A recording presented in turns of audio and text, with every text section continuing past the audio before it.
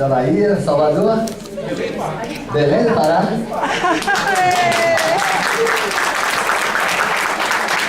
Ele é hipnólogo, hipnotista clínico, graduando em psicologia, pós-graduado em terapia regressiva, master em programação neurolinguística, membro da American Board of Hypnotherapy Nevada, Estados Unidos, e ele vai falar sobre dessensibilização breve de conflitos em terapia regressiva e o encontro do agora.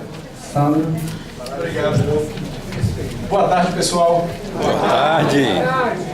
Como eu fui muito bem apresentado pelo João, eu queria acrescentar umas palavrinhas aqui, dizer que para mim é uma satisfação estar podendo palestrar para vocês hoje. Eu acho que a gente tem que sim ter orgulho da construção que a gente faz durante a nossa vida, e se eu estou hoje aqui palestrando, agradeço ao professor Idalino, a todos os professores que de alguma forma tocaram a minha vida durante o curso de formação, a todos os professores que eu tive a oportunidade de interagir desde que eu resolvi me autoconhecer, para poder me transformar. E se hoje eu tenho a oportunidade de estar aqui na frente de vocês, sim, eu tenho que reconhecer em mim essa capacidade de ter me transformado para poder ter sido convidado para compartilhar algo com vocês hoje. Então, vou falar um pouquinho de mim rapidamente, Meu contato com a espiritualidade, graças a Deus, começou muito cedo. Minha mãe era uma mulher que estudava espiritualidade, as chamas, os mestres ascensionados, enfim, e eu tinha acesso a esse material. Eu comecei a estudar hipnose com 16 para 17 anos de idade, e isso para mim foi gratificante. Só que a vida da gente, ela faz um caminho que às vezes a gente não está prevendo, a gente não tem esse controle.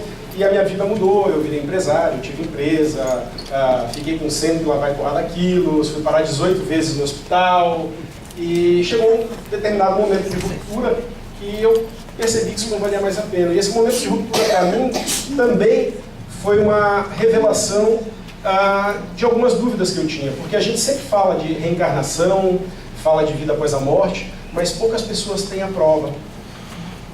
A gente vive com a fé, E eu tive a oportunidade de ter a prova disso num momento muito traumático da minha vida, que foi o falecimento do meu pai de criação. Quando ele faleceu, a gente estava brigado, eram 3 meses sem se falar.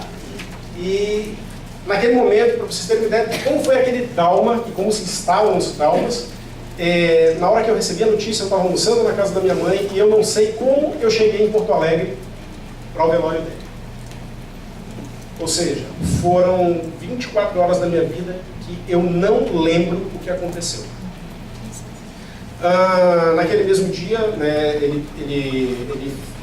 houve a cerimônia de cremação no Rio Grande do Sul, e quando voltamos para casa com uma tia minha que é espírita no Rio Grande do Sul, ela pegou meu tio e falou: vamos sair porque os meninos precisam ficar sozinhos. E eu fui para o quarto ler, sempre gostei muito de ler, meu irmão foi deitar na cama, e eu vi um vulto passando.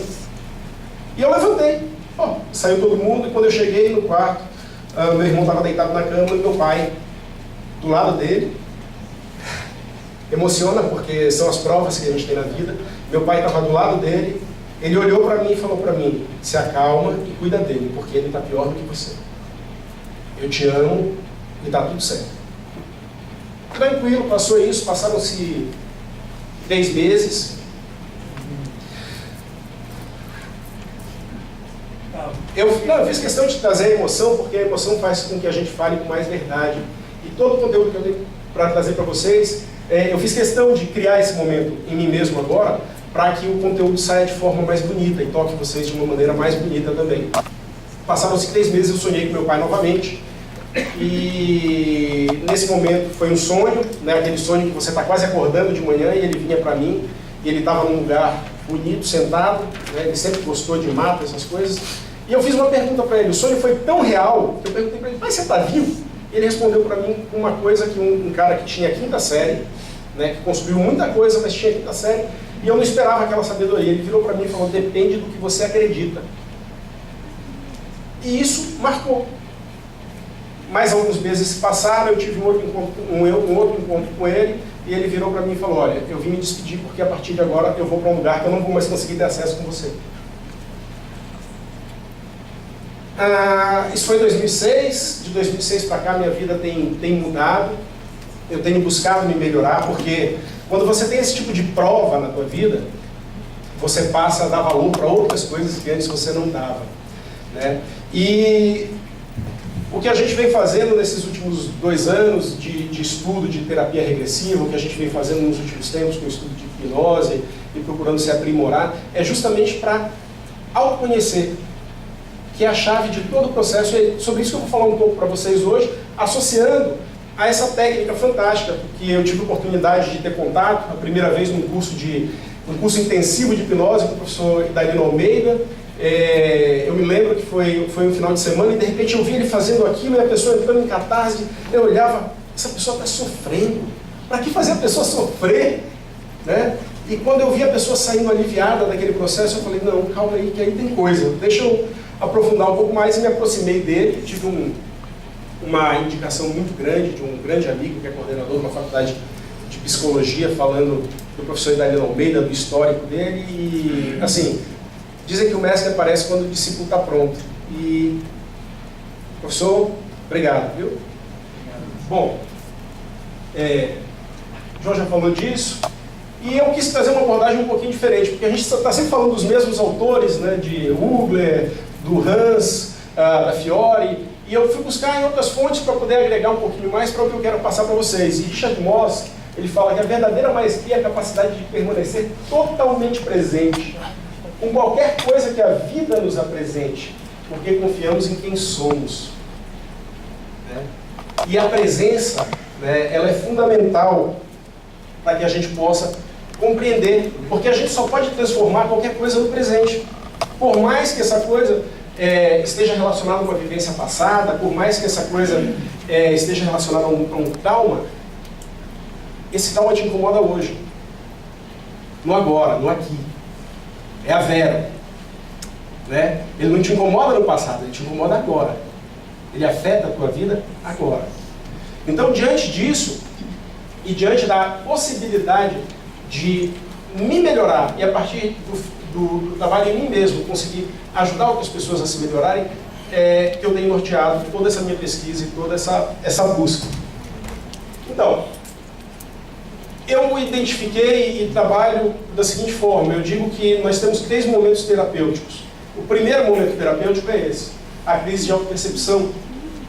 Todo paciente, todo cliente, quando procura um de nós, ele procura porque ele percebe que algo está errado. Ele chega para a gente com sofrimento. Muitas vezes, a grande maioria das vezes, a gente sabe que esse sofrimento não está identificado, ele não está... Você percebe, você tem a sombra do sofrimento ali, mas você não sabe o que é aquilo. E aí cabe a nós, como bons terapeutas, ajudar nesse processo de percepção. Tá? Eu trouxe minha colinha aqui, né? Mas é bacana porque todo esse processo de percepção, todo esse processo de autopercepção, ele, pela falta do se autoconhecer, ele acaba ocultando coisas muito profundas, que podem estar relacionadas a essa vivência ou a vivências anteriores. Tá?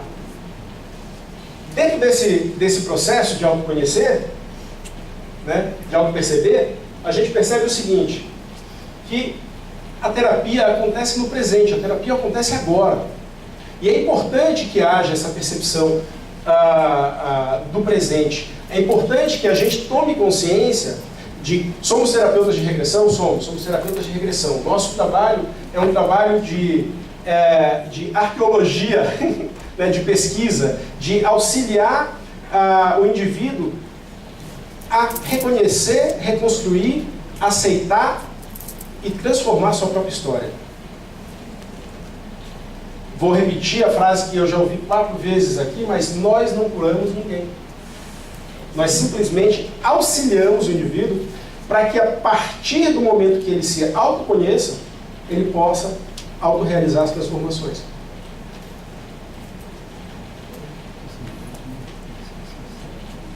Então, o que acontece? Nós temos de um lado o passado, do outro lado o futuro, e essas sombras, muitas vezes, diminuem o indivíduo no presente. Né? A gente tem a depressão de um lado, a ansiedade do outro lado, as doenças modernas, o que eu chamo de deslocamento psicotemporal, a gente está sempre nos processos, né, de rememoração, ou de sofrimento por algo que já aconteceu, ou de preocupação por algo que vai acontecer, e a gente acaba inibindo esse sujeito aqui. Essa vivência do passado, ela pode ser consciente. Por exemplo, acabei de lembrar do falecimento do meu pai, eu podia estar vivendo com isso há 6 anos, se eu não tivesse me resolvido. Quando ele morreu, a gente estava brigado. Eu podia estar agora depressivo. Então eu fui ali naquela lembrança para evocar um estado, mas eu voltei, eu estou aqui no presente. Agora imagina isso num contexto de terapia regressiva. Uma outra vida. Você não tem nem consciência do que aconteceu no passado, mas você está preso lá de alguma forma. Então você não consegue estar no presente, porque aquilo está sempre presente em você. E qual é o nosso trabalho? É justamente esse. É levar o presente, né, o agora para frente, e reduzir o passado, e reduzir o futuro, dando ênfase para esse momento, o agora. Porque o agora, ele não é algo, o presente, ele não é algo que se vá alcançar. O presente é um processo. Agora é o presente, nesse momento é o presente. Então eu queria fazer um convite para todos vocês, nesse momento agora, eu queria que todos vocês, por 1 minuto, fechassem os olhos. 1 minutinho. E ao fechar os olhos, eu queria que vocês buscassem aquela respiração profunda. E eu não sei se para vocês é mais fácil sentir, ouvir, visualizar, mas eu gostaria que vocês percebessem a batida do coração de vocês.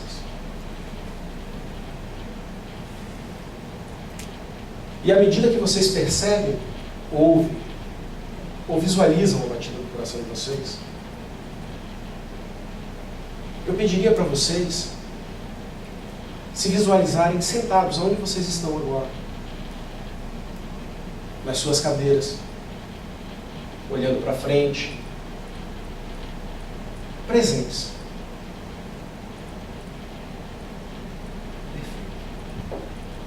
E com essa sensação de presença, de aqui e agora, eu queria pedir para vocês abrirem os olhos.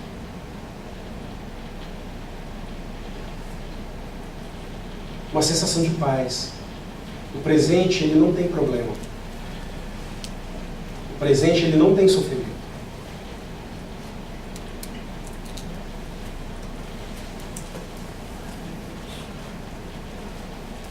O que é a dessensibilização breve de conflitos? É uma ferramenta para trabalhar o presente. O professor Idalino costuma dizer que ela é uma ferramenta emergencial. Né? O sujeito chegou no hospital, bom, você pode dar ele está com cólica forte, você vai dar um comprimido de Buscopan para ele, ou você vai injetar Buscopan na veia. A dessensibilização é um Buscopan na veia. É uma forma de tirar aquele sofrimento imediato para que o sujeito tenha condições de adentrar um pouco mais. Dessensibilização, substantivo feminino, ato ou efeito de sensibilizar. Conflito, substantivo masculino, desentendimento, falta de harmonia. Ok? Então, a técnica de sensibilização de conflito, ela apresenta uma estrutura bastante direta. Mas antes disso, vamos contextualizar um pouco do que é a DBC, o que é a dessensibilização de conflitos. Na década de 80, final de 80, começo da década de 90, aquele homem ali, o professor Idalino Almeida, ele vivia num cenário, nossa, nessa época eu tinha 14, 15 anos, ele vivia num cenário de descoberta e de contextualização, onde a terapia ela visava dissociar o sujeito para que o sujeito não sofresse. Aí hoje a gente vê, né, o trabalho do Hans, o trabalho do próprio professor Idalino e de diversos outros, que a catarse é benéfica. O sujeito não sofre na catarse. Ele está descarregando uma carga. E foi justamente o que me assustou na primeira vez que eu vi sensibilização. Eu fiquei assustado. Eu tenho um colega que até hoje ele tem medo de catarse. Ele tem medo de levar o sujeito à catarse, porque a gente não sabe lidar, a gente acha que o outro está sofrendo. Então, o professor Italino partiu daquele princípio ali, né, do ser humano tríplice, ou seja, mental, emocional e físico, como bom psicanalista, né, professor? Proporcionar a catarse e eliminar cargas emocionais, iniciais ou totais, em um breve espaço de tempo. E naquela época ele começou a desenvolver essas técnicas, né, de sensibilização breve de conflitos, a parceria com o inconsciente, a ressonância pessoal. E todo bom terapeuta aqui sabe que chega naqueles momentos que a gente tenta de tudo e não consegue, não está conseguindo. E aí vem a inspiração no ouvido. Vem aquela intuição que diz, olha, tenta isso. Né? Como o professor Moacir muito bem falou, né? Tem a ver com a criança, veio informação. Né? Boarini falou de São Paulo, pô, pergunta se ele quer sair, pergunta para o inseto se ele quer sair. Então essa intuição ela surge. Né? Mas como bons terapeutas também, a gente tem a mania de não documentar. A gente usa, funcionou a primeira vez, a gente usa de novo, e um pouco dessa falta de aceitação da academia é nossa responsabilidade.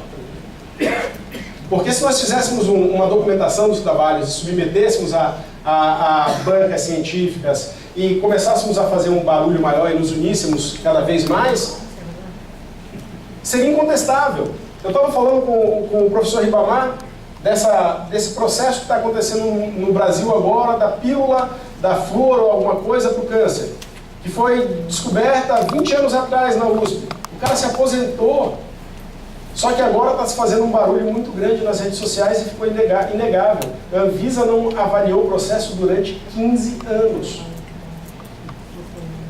Então, percebam o poder que nós temos quando nós nos unimos, documentamos as coisas e submetemos a meios científicos, né? E levamos isso para congressos, como o Moacir e diversos profissionais aqui têm feito cada vez mais. Porque o que a gente faz fala tão alto que o que a gente diz ninguém vai escutar. Então a gente tem que fazer e mostrar. E a DBC é uma técnica que serve para sensibilizar o indivíduo em sofrimento, aliviando as cargas presentes, para que ele possa se restabelecer e dessa forma ser submetido ao aprofundamento da intervenção regressiva ou outros tipos de intervenção. Não se aplica só à regressão. E a DBC ela tem uma característica muito grande, porque ela se anexa e se agrega com a ponte proposta pelo Hans. Porque da DBC, a partir do momento que surge a metáfora da primeira imagem, eu posso aprofundar para uma ponte e levar o indivíduo para a regressão. Ou eu posso pegar aquela imagem e usar o que Milton Erickson muito bem disse, toda doença é uma metáfora. Então se ele me deu uma metáfora, eu vou desensibilizar a metáfora, para aliviar ele naquele momento, para que ele possa seguir.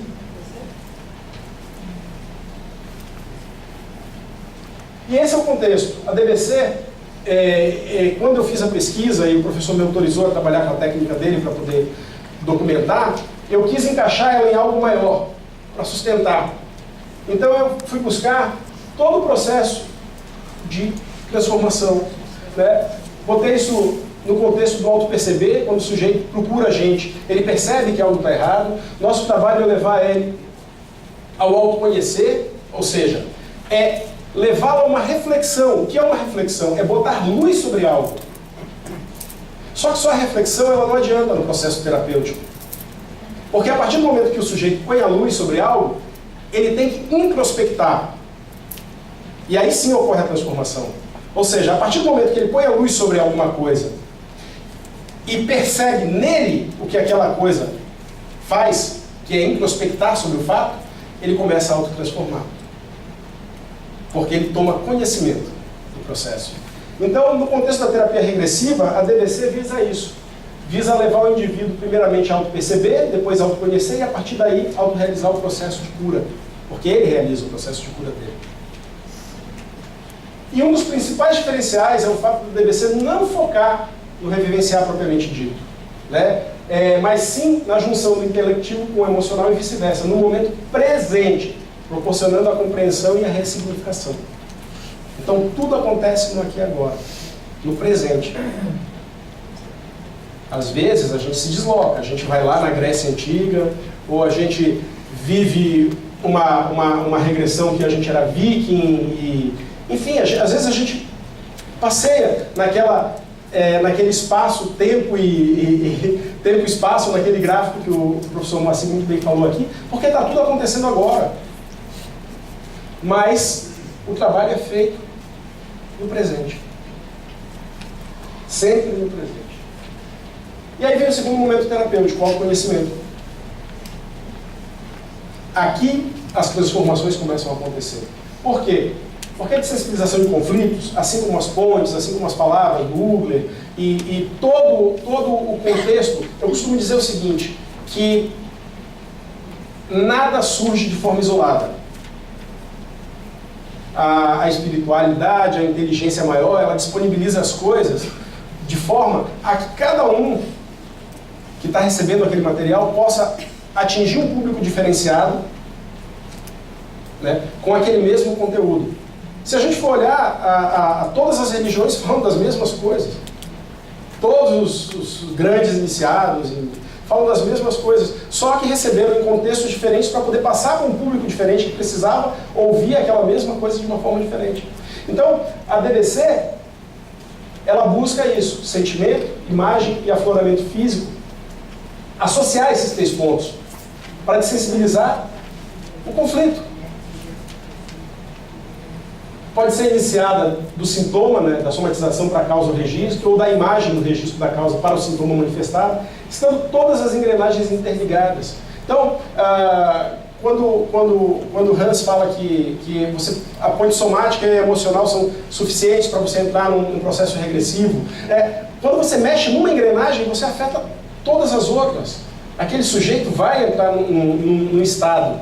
Nosso objetivo não é levá-lo ao estado, é fazê-lo conhecer o estado e de sensibilizar aquele estado a partir daquele momento.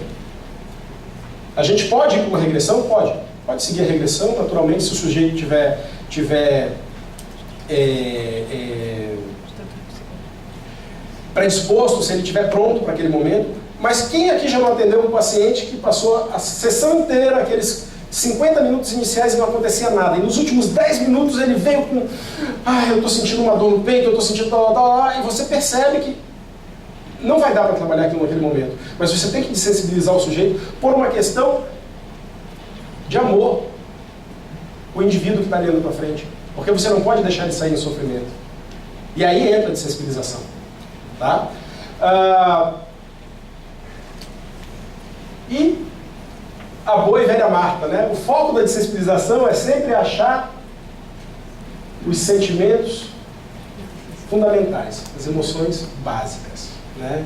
Então, medo, raiva, tristeza, mas a alegria e o amor estão aqui também, né? São importantes. E o nosso foco com a desensibilização é localizar isso, para que o sujeito entenda o que está acontecendo, e a partir daquele momento, eu não quero saber a história, eu não quero saber se ele tomou uma flechada e está com raiva, eu só quero saber da raiva.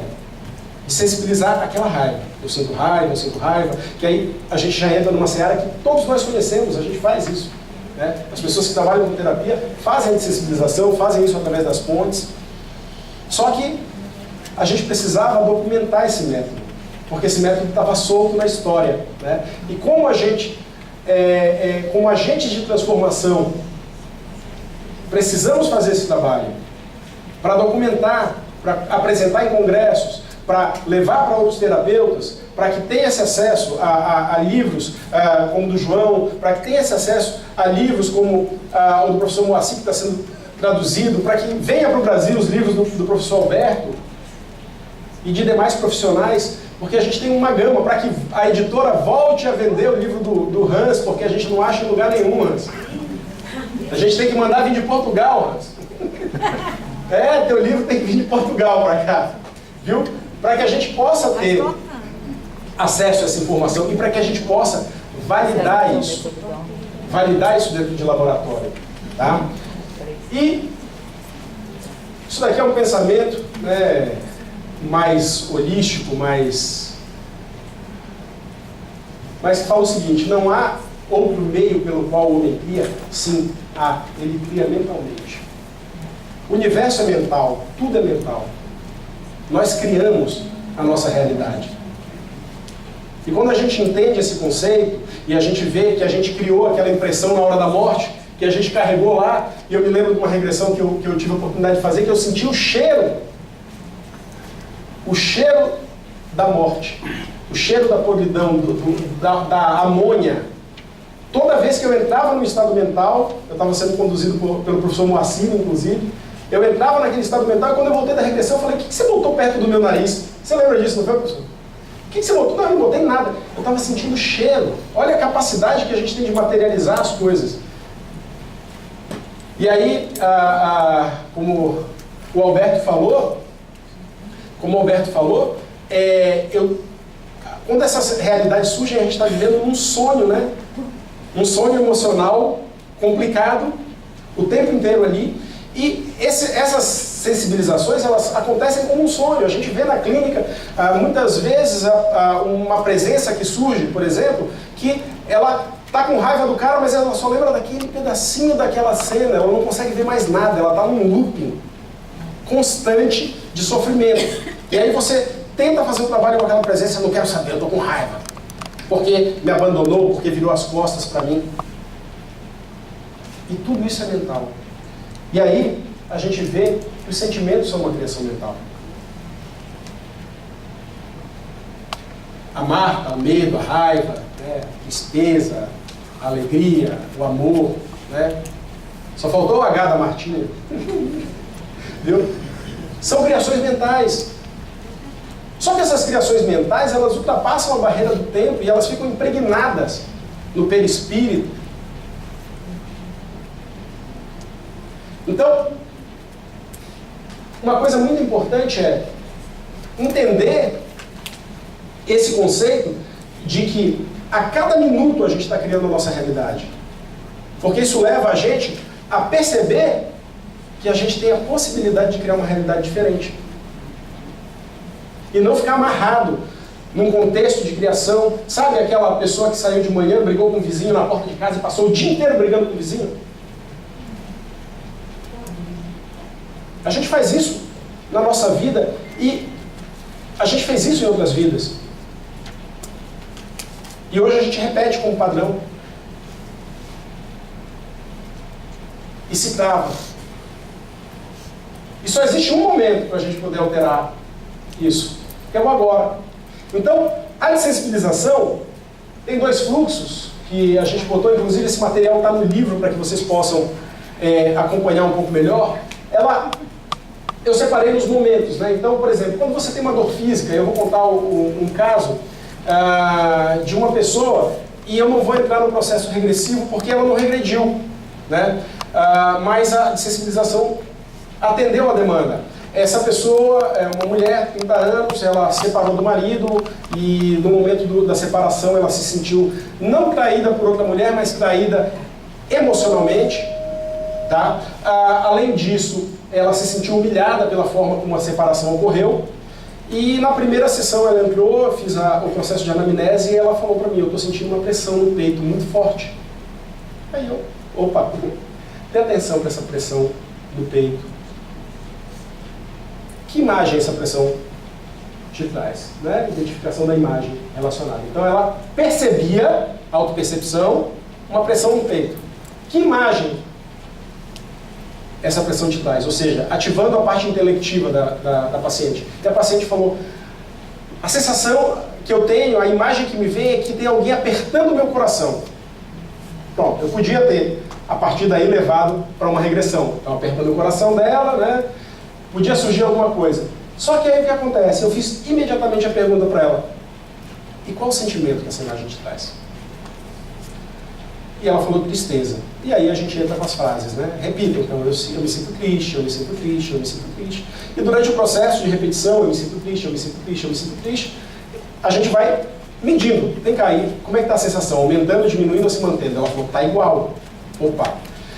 Por trás dessa tristeza, existe algum outro sentimento? Aí ela parou, respirou fundo e falou, eu sinto muita raiva. E quando ela falou, eu sinto raiva, a primeira vez ela entrou em catarse, ela começou a chorar. Aí eu falei, então repita, eu sinto raiva, eu sinto raiva, eu sinto raiva. Demorou 5 minutinhos. 5 minutos. Ela saiu do consultório sorrindo, ela aceitou a raiva dela, naquele momento, ela conheceu, ou seja, o processo de raiva, ela conheceu aquele sentimento que ela estava negando de alguma forma, ou que estava oculto por qualquer tipo de barreira, e ela autorrealizou, ou seja, ela descarregou a raiva dela dentro do processo. Então, isso é muito bacana, porque em 5 minutos foi feita a desensibilização, ela saiu da consulta, na semana seguinte ela já não estava mais com raiva do marido, do ex-marido, entrou por conta própria, porque ela disse, quando ela chegou na sessão, ela disse, ninguém me faz separar dele. Na semana seguinte ela entrou e deu entrada para o divórcio. Não precisou de regressão, precisou de uma desensibilização simples. Tá? Então, ela deu entrada no divórcio e hoje está muito bem, obrigado. Eu tenho acompanhado o processo, porque eu costumo acompanhar, mesmo que à distância, para saber como é que estão os resultados das pessoas, que esse é o lado investigativo, eu quero manter esses registros. Então, por exemplo, teve casos de sensibilização que aconteceram em processos regressivos, como eu vou contar para vocês um pouquinho mais à frente, e que eu acompanho a pessoa há 1 ano. Sempre mandando uma mensagem, para isso a tecnologia é boa, uma vez a cada mês. E aí, como é que você está? Alguma novidade? Estou ótimo. Não tem mais nada. Eu não sei porque eu não pergunto se ele tem alguma coisa, eu pergunto como é que ele está. E ele sempre responde, não tem mais nada, estou bem. Então ele sempre volta para aquele ponto. E por outro lado, quando a pessoa traz um sentimento, ela está percebendo aquele sentimento, mas ela não consegue conhecer o que aquele sentimento traz. Então a gente procura a parte emocional e a partir da parte emocional foca a atenção para achar aquela dor no corpo, até o processo da autorrealização e da liberação da carga. Isso está bem detalhado e bem explicado, são 27 páginas do livro, do tratado da dessensibilização breve de conflitos, que foi feito justamente para a gente poder documentar essa técnica e validar. No livro também tem estudos de caso, para quem queira saber um pouco mais, estudos diferentes desses que a gente está apresentando. Tá? E aí entra um momento mágico, o encontro com agora. A autotransformação. A autotransformação. Só podemos transformar conscientemente aquilo que conhecemos. Assim devemos autoconhecer para, enfim, autotransformar. A gente só pode transformar conscientemente, porque às vezes a gente transforma sem saber o que é, mas isso não tem um efeito de autoconhecimento. Então é preciso tomar consciência e conhecer as coisas para poder fazer a transformação. Para que aconteça isso. A libertação.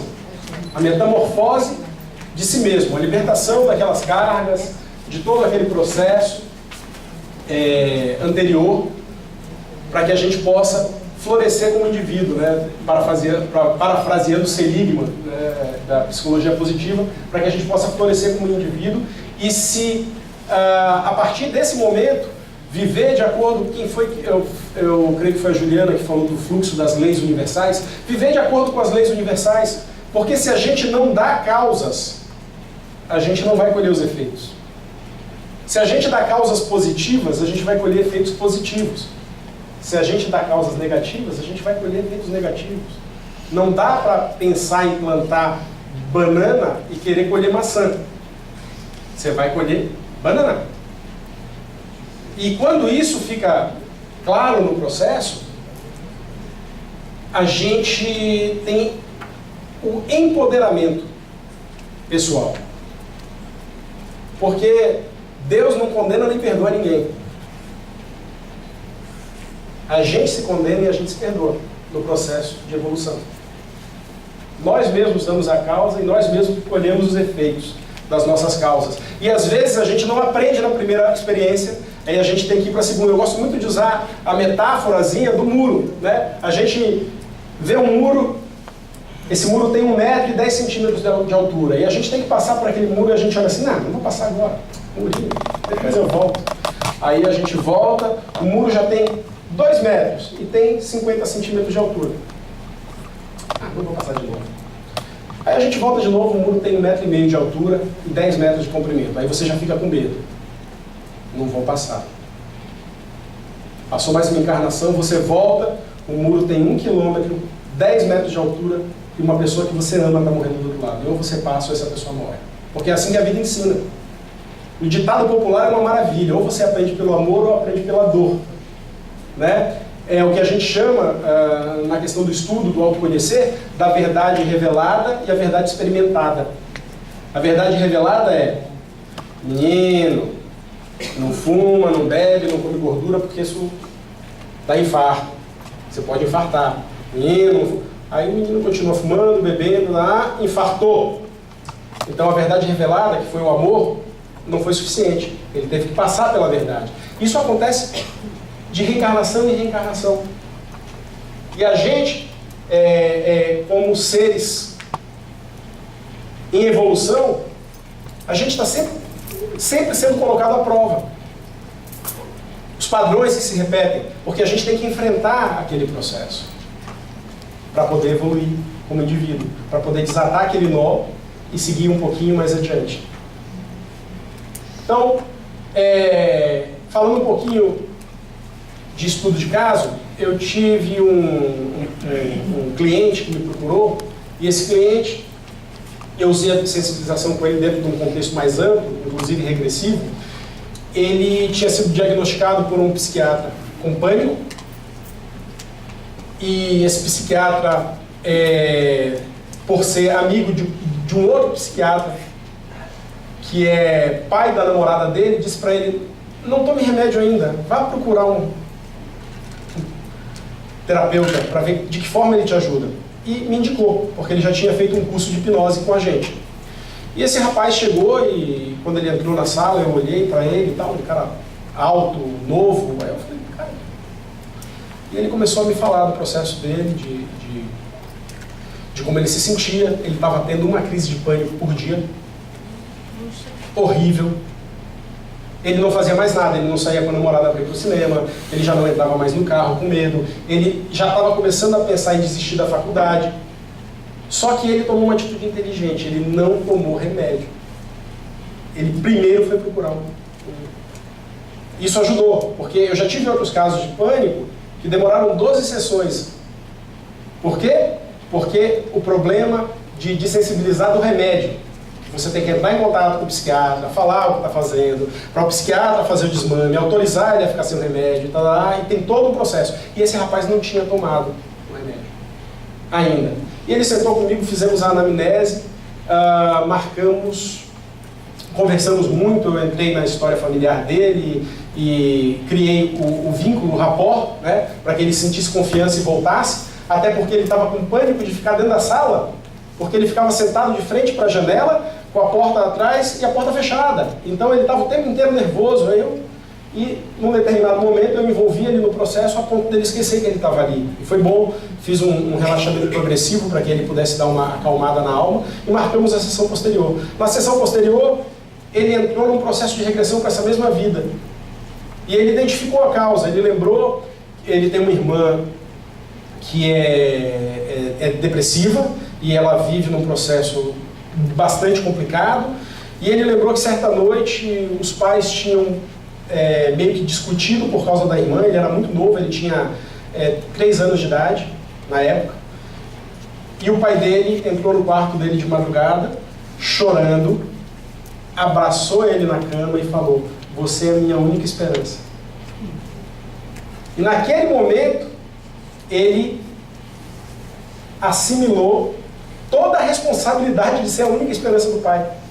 E quando as coisas começaram a entrar na reta final da faculdade, que agora ele teria que se tornar um profissional, um engenheiro e tal, veio aquela memória aflorada e gerou pânico da responsabilidade de poder mostrar para o pai que ele tinha condições de assumir aquilo. Às vezes, e só às vezes, a gente acerta na primeira.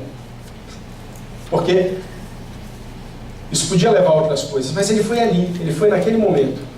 E ele voltou para a cena com o pai, e naquele momento regredido, aquela criança de 3 anos Eu perguntei o que ele estava sentindo ao ouvir a palavra do Pai, e ele falou, eu sinto medo. E eu falei, repete. Ele falou, eu sinto medo, eu sinto medo. Ele começou a chorar, entrou no processo de catarse, e aquele processo de catarse ele se aliviou de toda aquela carga que estava acontecendo. E a partir dali eu fiz outras intervenções naquela mesma sessão, eu fiz um breve resgate da criança interior dele, iniciei recursos, ele voltou, semana seguinte ele foi e eu perguntei como é que você está. E ele falou, estou bem. Vamos trabalhar uma outra coisa? Não, eu estou bem. Então tá bom, você está bem? Você está bem. Meu telefone está aqui, se acontecer qualquer coisa, você entra em contato comigo. Eu não forço uma segunda regressão. Se ele está bem, ele está bem. Tá? Passaram-se 8 meses e eu pedi para ele gravar um vídeo, eu não trouxe o vídeo. Ele se dispôs, ele falou, fez muita propaganda do que a gente tinha feito, eu atendi outras pessoas da família dele e tudo, e ele se dispôs a gravar um vídeo, esse vídeo, no qual ele fala, com 8 meses ele estava falando, eu não sinto nada, foram 3 encontros e eu me sinto super bem. Eu não tomo remédio, eu não tenho pânico, eu me sinto bem. Semana passada, já faz 1 ano e alguma coisa, 1 ano e 4 meses, 1 ano e pouco, a gente se fala mensalmente, eu sempre passo o WhatsApp e pergunto, como é que você está? Ele fala, não sinto mais nada. Ele responde que não sente mais nada, que está bem, está vivendo uma vida normal e está feliz, está tranquilo. E ele se dispôs a gravar um outro vídeo, para que a gente possa documentar, porque muitas pessoas questionam, mas isso não é um resultado duradouro. Imagina, uma pessoa que tinha pânico, crises todos os dias.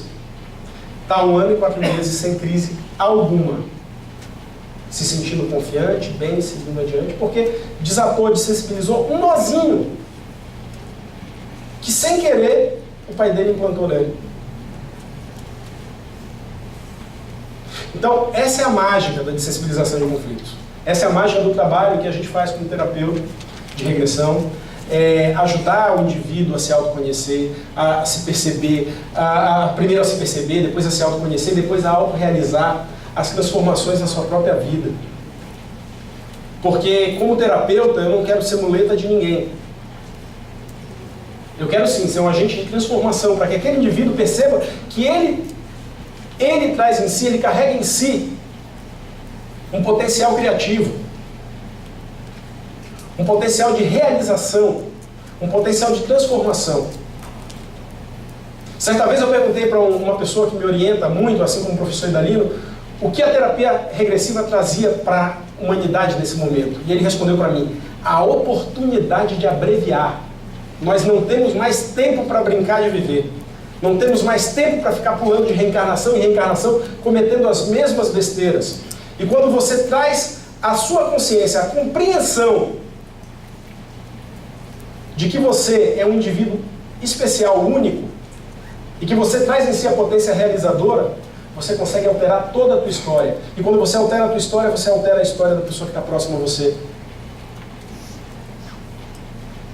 E a gente vê que, dentro desse contexto, né, nós, terapeutas regressivos, e nossas futuras encarnações, que provavelmente também trabalhem com terapia e que voltem para cá para ajudar os outros, se voltarmos, né, que a gente tem um trabalho muito grande. Mas tudo que está acontecendo no mundo nesse momento é necessário. Então, eu comecei com o Richard Moss, eu vou encerrar com o Richard Moss. Eu gosto muito do trabalho dele, muito mesmo. Não precisamos mudar o mundo, só temos que reivindicar a plenitude de nossos seres, que está sempre no presente. A nossa plenitude é aqui, é agora. E sempre procurando despertar em nós. É só o que a gente tem que fazer. Reivindicar a plenitude dos nossos seres. E ajudar a cada indivíduo que nos procure como terapeutas a reconhecer em si essa mesma plenitude. Da minha parte é só. Minha gratidão a todos vocês. E se tiver alguma pergunta...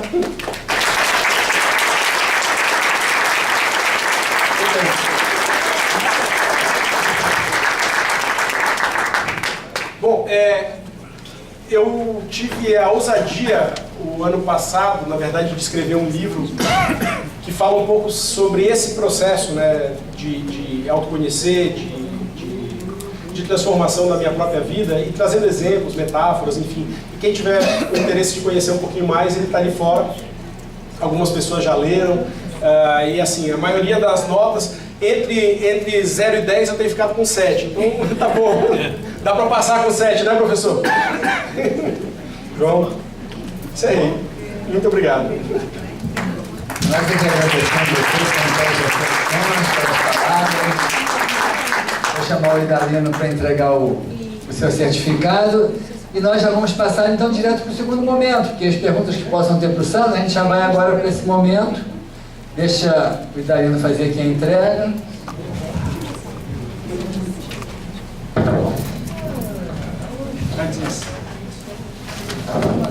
Alô?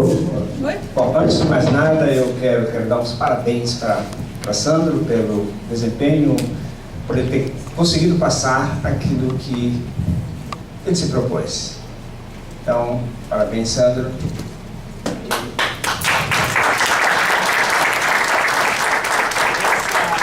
Essa técnica está no livro, está lá no livro, nesse livro Terapia Regressiva, tá bom?